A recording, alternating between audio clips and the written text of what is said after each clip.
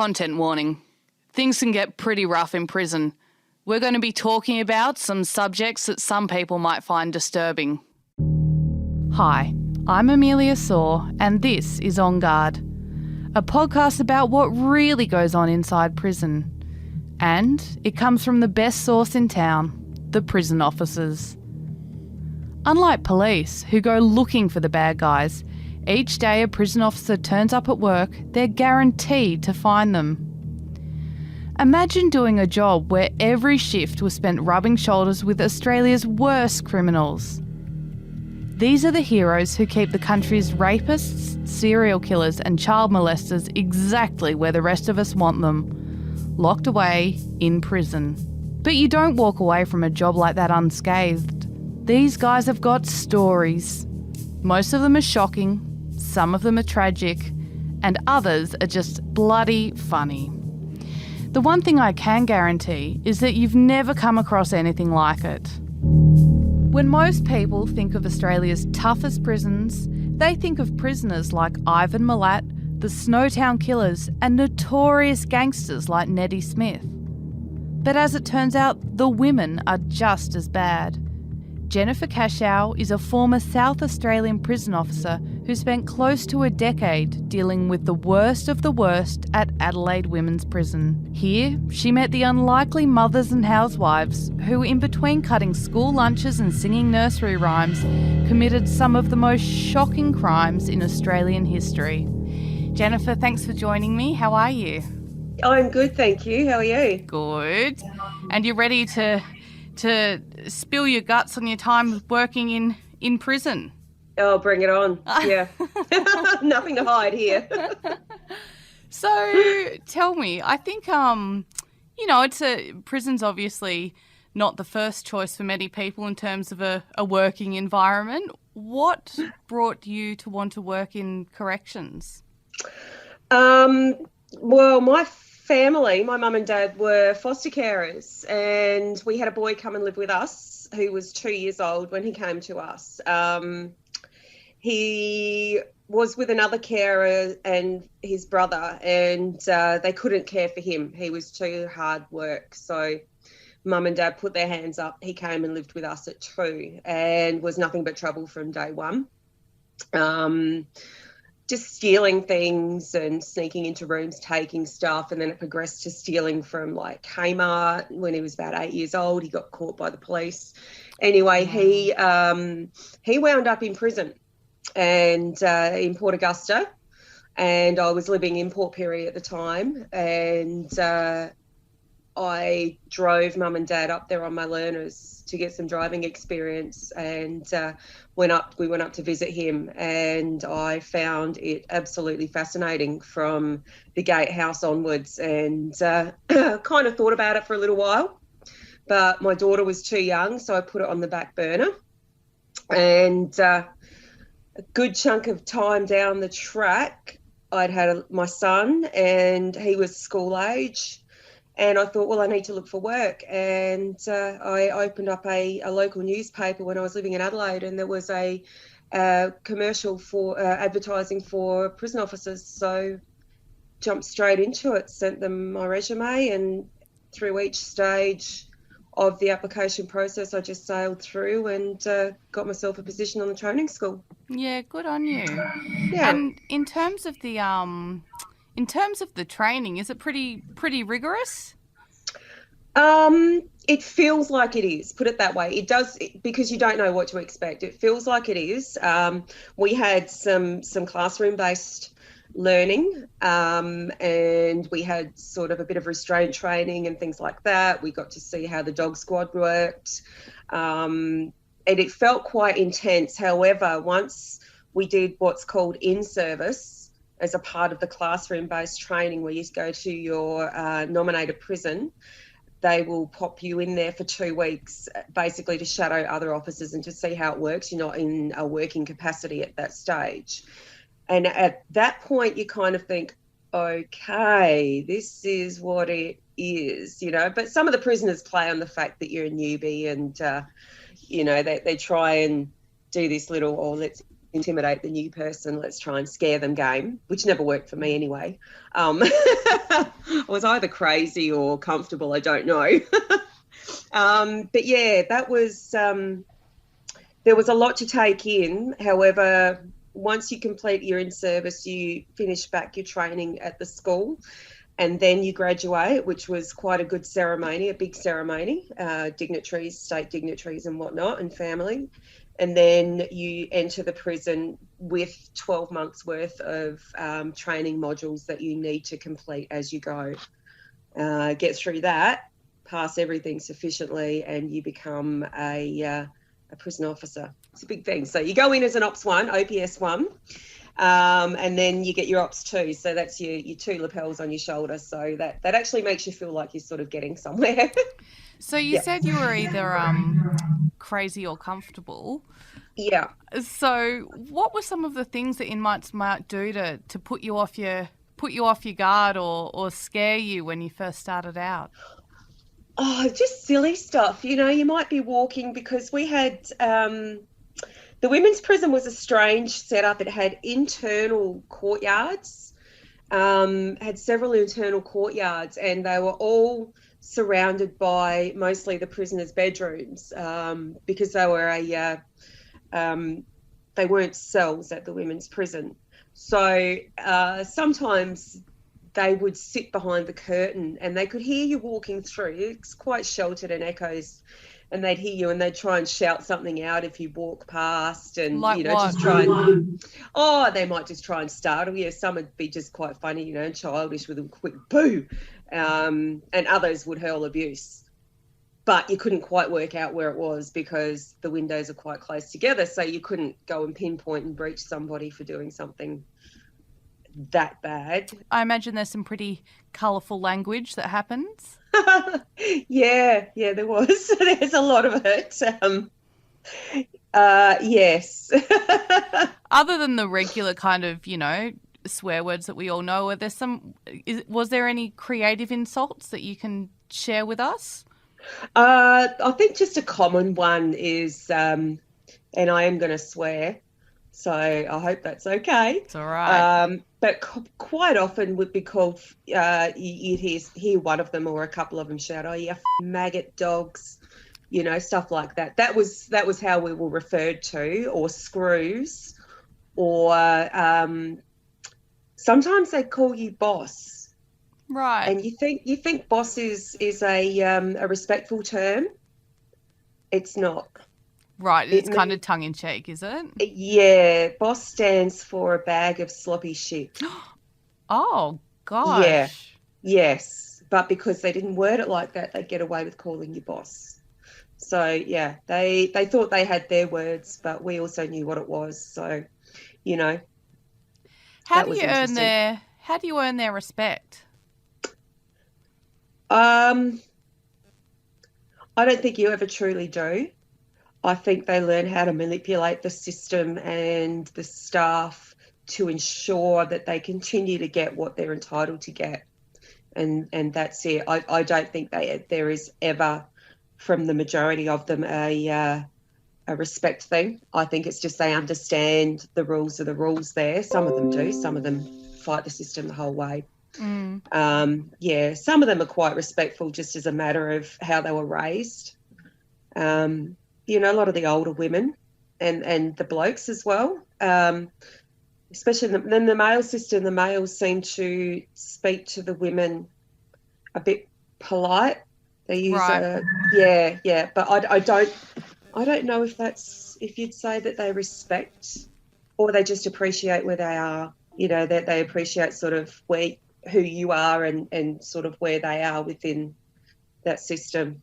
But once you build a rapport with them and they get to know how you work, I think that makes it easier for them because they know your reaction to certain situations or your willingness to help and what kind of person you are. So they quickly learn who they can approach if they need something, provided there's been no drama. Now, there was one prisoner that you did have a bit of a rapport with, and that was Michelle Burgess. So just to run over who Michelle Burgess is, for those who might not know, she was an Adelaide housewife. She was married. She had children.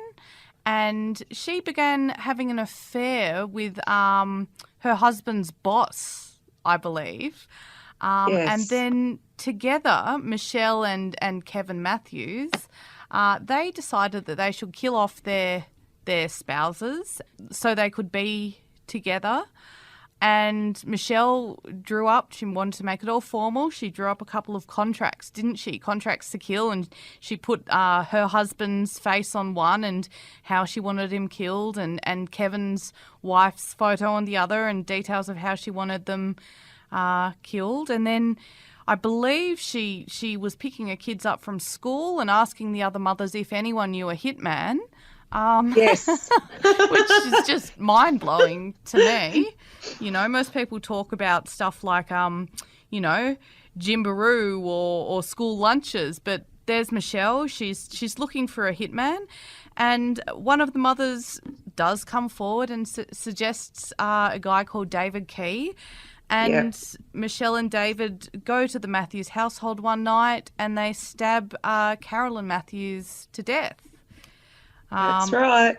And of course, you know, Kevin's in on it. He's taken their kids to the shops. So when they get back, he lets his boys walk into the room. They find their dead mother. And then, you know, Michelle and Kevin are both arrested, and they get some of the longest sentences in South Australian history. To get an idea about exactly how manipulative and calculating Michelle Burgess could be, here's the police interview of hitman David Key. He's telling detectives what happened after he and Michelle ambushed Carolyn Matthews at home that night. Can you just repeat what she said? It's got to be done tonight. You said it's got to be done tonight. It's got to be done tonight. Yeah, I said, all right, not a problem. What do you think she meant by that? Murder of Caroline Matthews. And Michelle just handed me a knife and he was right, and kill her. That's how that is. You do it. It's not. You do it. If you want to be with me, you prove to me how much you love me. Kill her.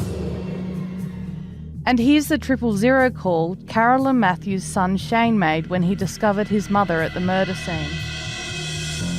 We need an ambulance, quick! What's happened there? Her wrist is slashed. Okay, is there a lot of bleeding? Yes, there is. How old is she? How old is she? That's not a pulse. But you knew a different Michelle, didn't you? I did. I knew a well-spoken woman who wouldn't rock the boat, who was quite happy to comply with whatever was required of her at the time. She had a job in the prison kitchen. She allowed to play with knives? Yes, but they were secured to benches, so we were okay. Yeah, they had to be. We had to count them on the way in and on the way out. So, yeah. Always a nervous moment, though, when you think, how long are those chains? No, she was always easy to get along with, very easy to get along with. Animal lover. Big animal lover, and that's sort of where we struck a bit of, I guess you could say, a bit of common ground. She hand-raised a kitten for me. Inside jail? Yeah, they got special permission. There was 3 little kittens found, and they were only a matter of probably hours old, and her and another woman raised these kittens and gave me first pick because she was quite upset that I'd lost an adult cat and knew that I was quite emotional about it and just wanted to help. It's kind of bizarre, isn't it, that she has this kind of, you know, empathy for the idea that someone might have lost a cat, which is obviously an upsetting thing. I'm not making light of it. And yet she was quite happy to let children lose their mother. To take a life. To take a life. Yeah. An innocent life. Utter contradiction. We would all look at her and, you know, if we're on a shift and it was a bit quiet and, you know, somebody had mentioned her, a lot of the new people that would come in would be interested in prisoner cases and they'd find out about her and they'd talk and they couldn't believe that she was capable of of that act, being a part of that act, and yet she had this completely different persona within the prison. They were quite surprised by her, and I guess that's quite normal, because you don't expect somebody capable of that to be this nice, caring, friendly, just, middle-aged lady next door. She sounds like she was almost quite kind of, mothery and nurturing. Yeah, but I think she had this side where you wouldn't want to step on the wrong side of her. Whether that was because we knew what she was capable of and convicted of, I don't know. I wouldn't like to be on the wrong side of her. Not because I ever felt unsafe working in the prison, but just, I think just bubbles below the surface what she can do, and it's always in the back of your mind. Just that awareness. Yeah. Was she kind of a bubbly personality? Was she charming? Happy-go-lucky, very charming, especially with the male staff. Which just reminded me, they were told every intake of new staff, prison staff, were always told that the male officers, they had to have another person present when dealing with her, because she did manipulate relationship, I think, with another prison officer, a male. So she had an affair? Yeah. Wow. Yeah, she's not the only one. No, I've heard that. I've seen it happen from that event. No male staff member was to be alone with her ever again. So, and that was what Michelle did, wasn't it? She got men, and somehow, I mean, she wasn't I suppose what we all think of as a typically drop dead gorgeous looking woman. But she managed to wrap these men round her little finger with her sexuality, didn't she? Yep. And you'd look at her, and like I said, she was just this middle-aged woman next door, sort of longish hair and chubby, and definitely no fake boobs and fake eyelashes, and, not some Insta influencer by any stretch of the imagination. There was nothing glamorous about her at all. No, it was quite. Oh, we would be stumped. A lot of us women staff would be stumped, and we'd be going, "But what do the guys see in her?" And we were like, "We look better than her," but it was so odd. She just did not have an outwardly attractive, I guess, if you want to be shallow, she didn't have an outwardly attractive look about her. So, but it was all in the gift of the gab, and that was what she had, the manipulative side. Yeah, because she kind of seduced them, and then they'd be doing her bidding. They would do anything for her. Yep. And even after she was in prison, because she was convicted first, and then then Kevin Matthews. And he went to her trial, didn't he? And they had some contact when she was in the prison system. Yes, I think they did. I think there was some form of communication allowed between the two. And again, it was all before I got there. But I believe that they did have some form of communication to begin with. And I think that kind of all just tapered off, or maybe she had this fling with this officer and he found out, because where he was incarcerated and where she was incarcerated was essentially on the same big block of government land. So, it doesn't take much, and prison officers talk, and they talk loudly, which they shouldn't do. And I'm certain that one of them found out information about the other, either through the prison talk or maybe through a letter, something like that. But yeah, we're always told if we were going to have a conversation, especially about other prisoners, not to have it in the area that they would be heard. So you had to be very careful. But I think some people, loose lips. Can't help yourself sometimes. Oh, look, you're only human, aren't you? Just to clarify, when you say she had an affair with a prison officer, do you mean literally that, you know, they would have been having intercourse in prison? That was the rumour. That was the rumour, yes. A few of the older staff members believed that that was the case. Wow. Yeah. It's not a place that I ever associate wanting to have sex with somebody. No, not the most romantic setting for a It's Valentine's not. Day night. It's not. Okay, well, speaking of South Australian housewives gone bad, let's talk about another one. Helen Judith White. She has a nickname of being a firebug. Can you tell me a bit about what you know about her? Yeah, she was a prolific arsonist. She was married. She had 2 very young girls at the time, and her crush was a member of the Country Fire Service, and her husband was also a member of that Country Fire Service, and through him she got to know this crush. She got this attraction on this other man. So she would go out through the Adelaide Hills, which were shockingly dry at the time anyway, and they are most of the time, with mosquito coils. And she would light a mosquito coil, get back in her car and drive away. And then she would hear that the fire had taken and go back in the hopes of seeing this other bloke. But she got herself caught out. She pled guilty to 21 counts of arson. Yep. So she was just this real serial kind of arsonist. Yeah, she could have killed so many people. It's So crazy, many particularly considering, I know, you know, she was setting those fires in 2006, 2007, but considering the fire season Australia has just had, it is just so mind-blowing to think that there's this nice kind of suburban mum of 2 little young kids and she's out there lighting fires. Yep. Very well presented, well educated lady.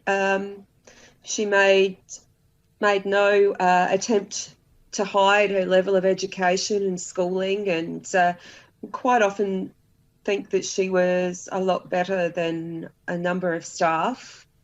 Better kind of in God a complex. She had a what? A God complex. Yeah, that's how I think. She just thought she was on this pedestal floating above, and that she'd be found innocent. And she was lighting those fires so that her crush will come and put them out. Is that right? And she'd have an opportunity to see him? Yep. Crazy. Yep. Absolutely nuts. Yeah, it's like a completely nuts. bad kind of porn gone wrong, isn't it? It sure is. It sure is. But to take your kids while you're going and doing that as well. Oh, her kids are in the back of the car. They were in the back of the car in their baby seats. Wow. While she was doing that. Yeah. That was just another level that we could not understand. I mean, all well and good as an adult. You can look, if you're willing to wear the consequences, do what you want to do. But you've got consequences. But to take your kids with you, and at what level of understanding do they have what mum's doing? You know, what right. memory are they left with? Who knows? It's disturbing.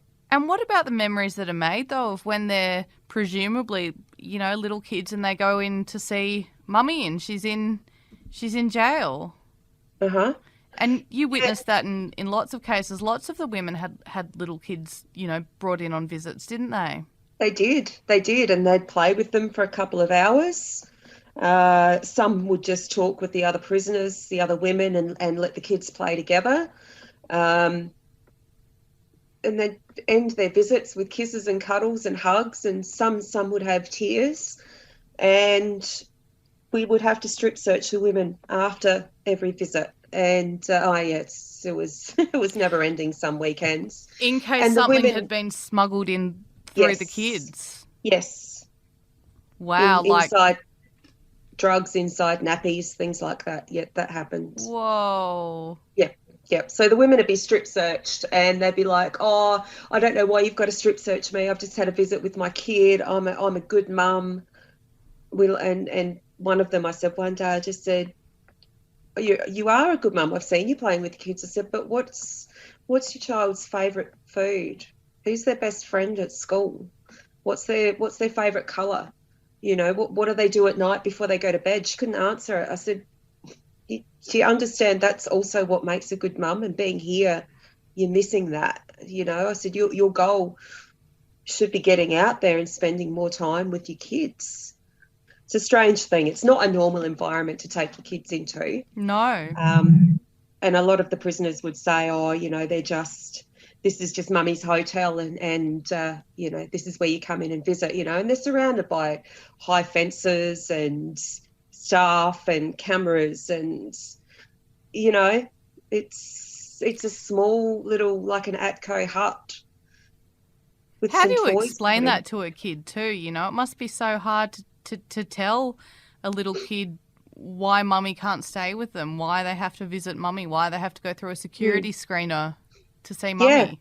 Yeah, I don't know how these people do it. I don't know how the carers of the kids do that time and again and take them in there and bring them out and make it normal. But I guess it becomes their normal, doesn't it? It's you know, I guess it's a bit like being in isolation and this COVID-19. This is the new normal. You adjust to it. And if they don't know any different, how do they ever learn it? And then how do they not do it themselves? We had a number of mother and daughter prisoners. Number of really? Them. Yep.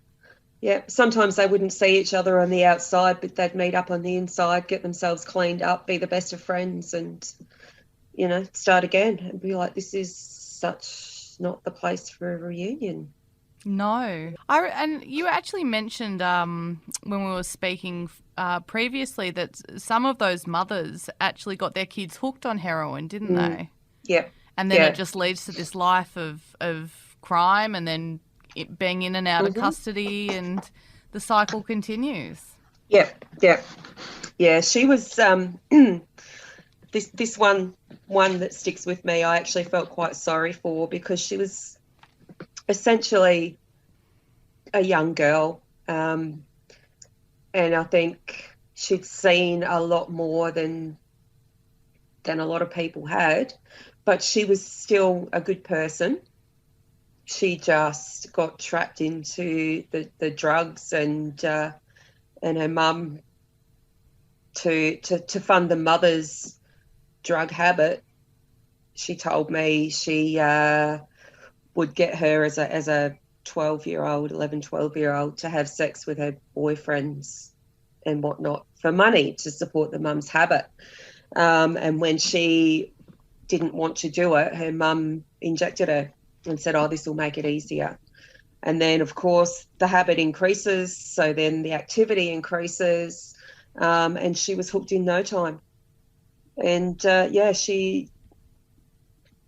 she came in so gaunt and, underweight and gaunt and death-looking and just gained the weight. And she would joke about it. She'd say, oh, it's all right. I'll just get back on the gear when I'm released. I'll lose all this. So it'll be fine.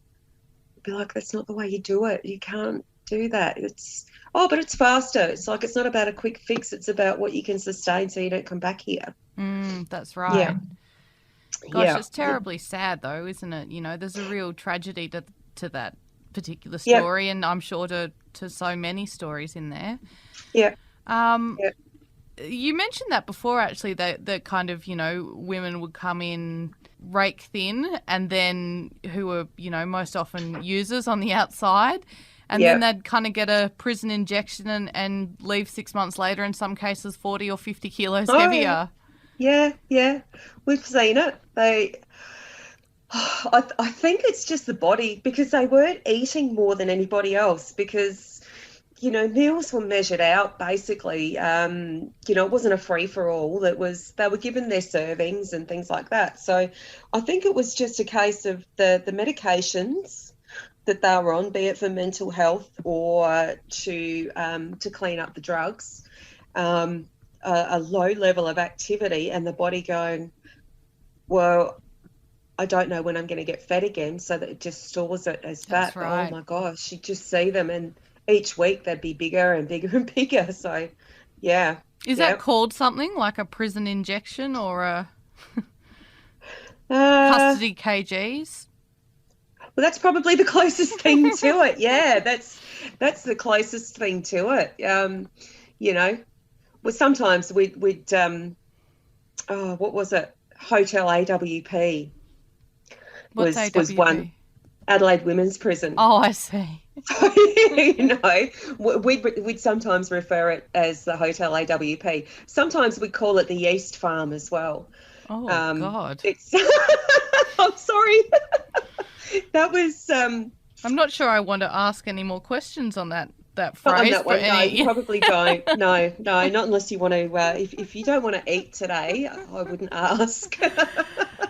Moving on from that truly disgusting moment, let's talk about. There's another mother in there, Angelica Guevara. And now she's relatively high profile, isn't she? Because her crime of she murdered a pensioner and dismembered the body. Yeah. Correct me if I'm wrong. Did she not use her children's prams to dispose of the body parts? Yep. She had the body parts in garbage bags and she took them to a creek, which was basically just down the road a little bit from the house, and tossed them in there. And then parked the prams back up or the strollers back up on the front of her house when she was done. Wow. But they don't know where the head and the hands are. Yes, that's right. And that was information that she wasn't prepared to reveal?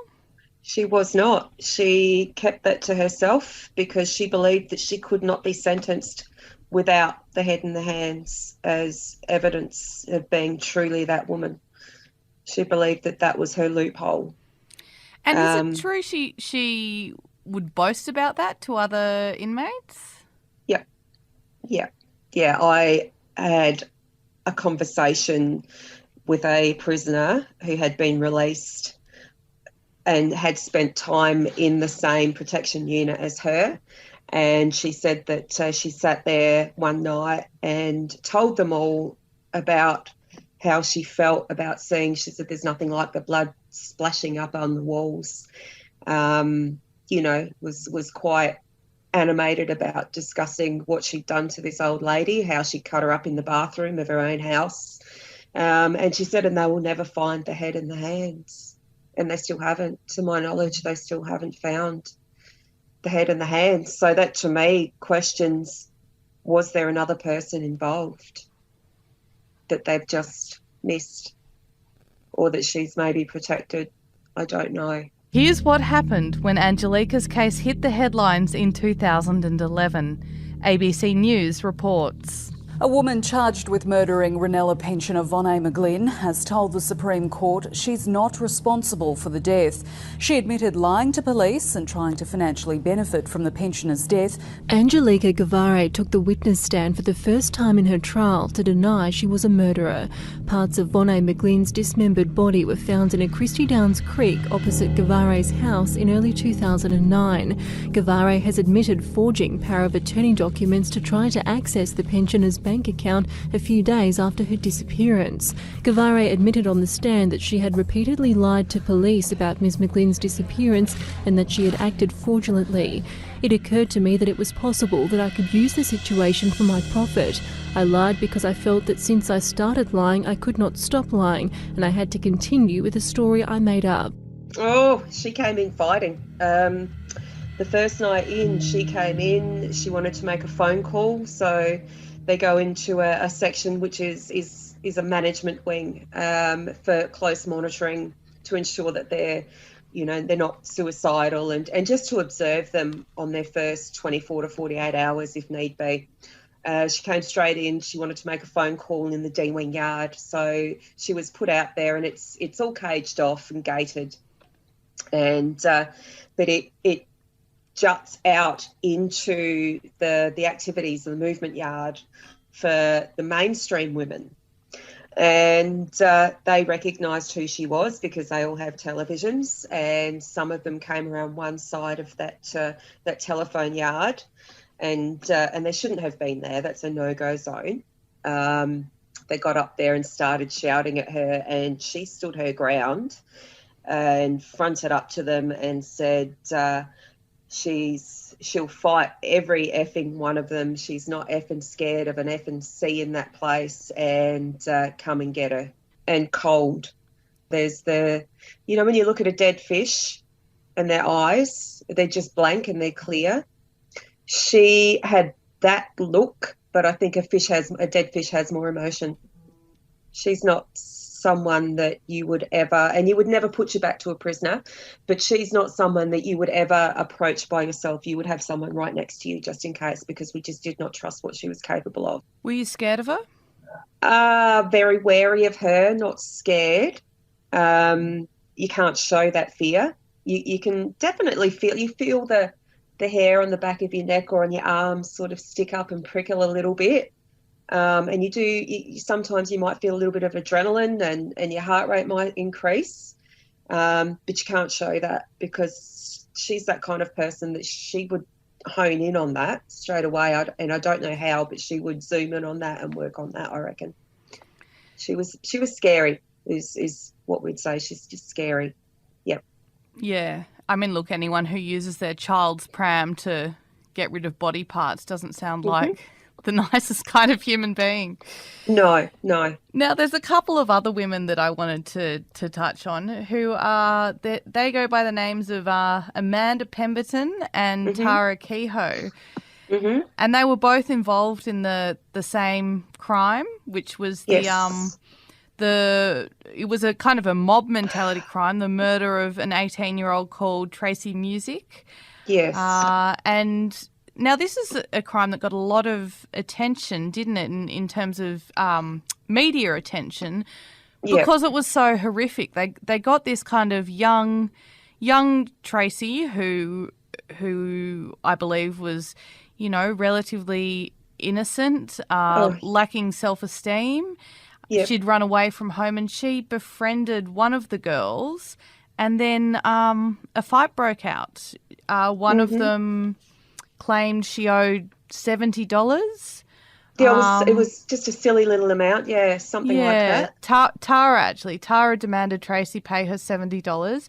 And when Tracy said she didn't have the money, an argument broke out. And then what kind of followed was almost 2 days of torture. There were cigarette butts put out on her, mace was sprayed in her eyes, a whole group of them beat her, and then her body was, I think, left slumped near a tree. Yeah. I think they burned her with boiling water. That's right, yeah. And I think the final blow was from a star picket from fencing, and she was left. But 2 days. Yeah. 2 days of absolute hell they put her through. And these kids were they ranged from about 17 to 20, the group that did it, which is just amazing that kids so young could have such kind of brutality in them, really. Yeah, it's frightening. Tell me what you know of Tara and Amanda. Tara was hard work. She would be employed within the prison as a cleaner sometimes for the office, for the area that she was housed in. She was quite an argumentative girl, and when I use the word girl, she may have been biologically what you'd say she's a woman biologically, but I don't think mentally she was. I think she was quite immature. I think she had a number of learning difficulties, but quite argumentative. Would never accept responsibility for what she hadn't done. Desperate for friends within that place, but because of her personality traits and her behaviour, a lot of people would distance themselves from her. So I think she was quite lonely. So she was just did she get quite explosive and go into rages? Is that what you mean? No, not rages. She'd just argue a point. But she would have no. There's no she couldn't win it. It was never anything that she could win. So we'd have to say, look, you have to go. You come back when you've calmed down, and we'll talk about it. There's an interesting way of dealing with her, and it was almost like dealing with a teenager. Yeah. And I think that she was actually the youngest prisoner in the state at the time that she was incarcerated as well. So, yeah. And then she was almost at the end of her sentence, wasn't she? And she decided to make a break for it. Here's 9 News. After Tara's body was found 6 days later, it's understood she had overdosed. Tara Kehoe, the convicted killer who escaped from Adelaide's women's prison 3 weeks ago, has been found dead in Adelaide South. Her body was spotted by a passerby in a reserve at Old Noarlunga. Police are preparing a report for the coroner but say there are no suspicious circumstances surrounding Kehoe's death. The 37-year-old fled the pre-release centre at Northfield earlier this month. She was near the end of a 15-year sentence for her role in the murder of Tracy Muzak, who was tortured and stabbed at Royal Park in 1996. And then lastly, let's just... Amanda was obviously a friend of Tara's. Were they friends inside? No. They weren't friends inside. That's interesting. No, they had nothing to do with each other. No, we never saw them even speak to each other. Really? Yeah. I wonder if that's because, one of them ratted the other out to reduce their own sentence or... quite possibly, I think so, yeah. But I don't ever recall seeing them ever together. What was Amanda like? She was a tougher girl, much tougher, almost fearless. But she was a little bit, as most prisoners are, anti-prison staff, unless she needed something. Yeah, she was an interesting one, that one. You kind of never knew what mood she was going, and she was a big girl too. I mean, stature-wise, quite a large woman. I remembered that there was talk of her being deported at the end of her sentence. And that happened? It did happen, did it? Yeah. I know she was fighting it. They were going to fight it. But we thought, no, there's no way she's going to be able to stay. So, oh, wow. Well, that's news to me. There you go. Wow. All right, it's time for our Prison Pop Quiz, the segment where I get corrections officers to decode the slang used behind bars. And trust me, some of them are truly disgusting. Phrase or word number 1. What have you got for us? Glove box. Glove box. I'm nervous. Tell me what a glove box is. Okay, so as per a glove box in a car, that's in the front of the vehicle.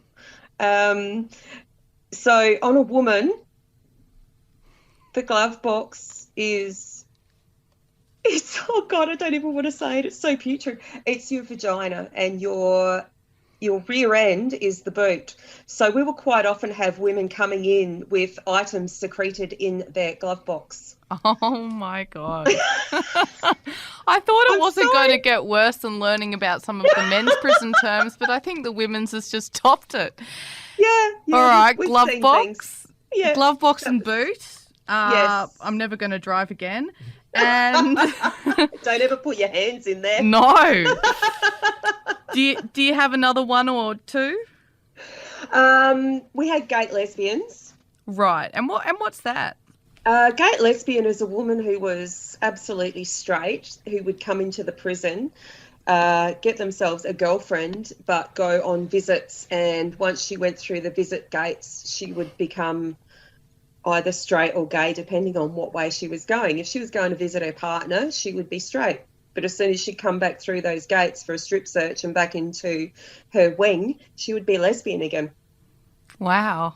Yep, kiss the husband or the boyfriend, kiss, and cuddle, the husbands and boyfriends had no idea? Clueless. Wow. Absolutely clueless. Yep. All right, last phrase before we go, or is that it? No, go ahead. Okay. I've got one more.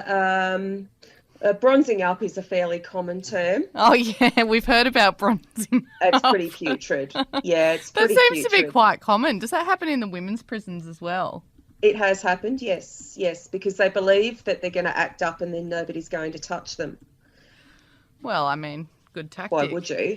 Any It others was- other than bronzing up? Off the top of my head, I can't really think of anything. It's all right. You came in hard with glove box and Yeah, I'm and sorry. boot, so I think we can. I think that's your quota filled. I think I might have done. Thank you very Yeah. much. It's been so good to talk to you. It's nice to see you. Yes, and we'll talk to you soon. Thanks for giving us an Absolutely. insight into women in prison. Jennifer Cashow was exposed to some truly horrifying experiences during her time in South Australian prisons. Like many others, she feels forever changed by the experience. But, as you will have heard, she's managed to keep her fantastic sense of humour. Next episode, we meet Beatrix Trixie Bennett Hillier. Trixie is a warm-hearted grandmother of 6, but she's tough as anything. She had to be to keep the prisoners at Goulburn maximum security in line.